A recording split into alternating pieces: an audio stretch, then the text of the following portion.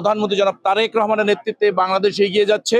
এই এগিয়ে যাওয়ার পথকে কোনো প্রতিবন্ধকতা, কোনো গুপ্ত শক্তি বা কোনো ফেসিবাদ শক্তি যেন আচর দিতে না পারে। আজকের এই দিনে মহান আল্লাহ তাআলার কাছে এটাই ফরিয়াদ করি, রংপুরবাসী সকলে এই আজকের এই ঈদ উদযাপনের মাধ্যমে একটা সুন্দর রংপুর বিনির্মাণ করতে পারি, যেখানে আমাদের সম্প্রীতি বজায় থাকবে। শহীদদের প্রতি শ্রদ্ধা জানাচ্ছি। আসুন সবাই মিলে একটি সুন্দর রংপুর বিনির্মাণের জন্য এবং মহান আল্লাহ তাআলার কাছে আমরা ফরিয়াদ করি। আমরা যে রংপুরের ঐতিহ্য আমরা ফিরিয়ে আনার জন্য যে সংগ্রাম করছি, সেই সংগ্রামে আগামী দিনে সেই জায়গায় আমরা যেতে পারি, সেই জন্য সবার দোয়া চাই, সহযোগিতা চাই।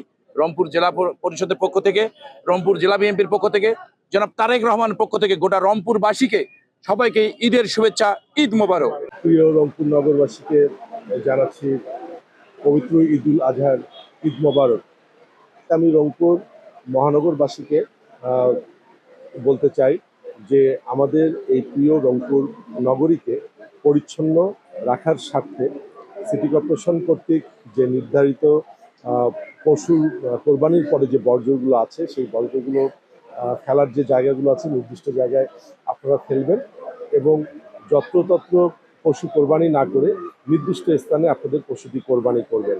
পর্যাপ্ত পরিমাণে পানি দিবেন, ব্লিচিং পাউডার ছিটিয়ে দিবেন। যদি কেউ বাসায় কোরবানি করেন তাহলে ন্যূনতম 3 ফিট গর্ত করে আপনাদের কোরবানির পশুর যে বর্জ্যগুলো আছে পুঁতে ফেলবেন।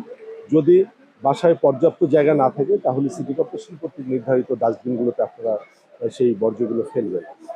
পবিত্র ঈদুল আজহার এই দিনেও আমাদের রংপুর সিটি কর্পোরেশনের প্রায় 1069 জন পরিচ্ছন্ন কর্মী নগরবাসীর সেবায় নিয়োজিত আছে।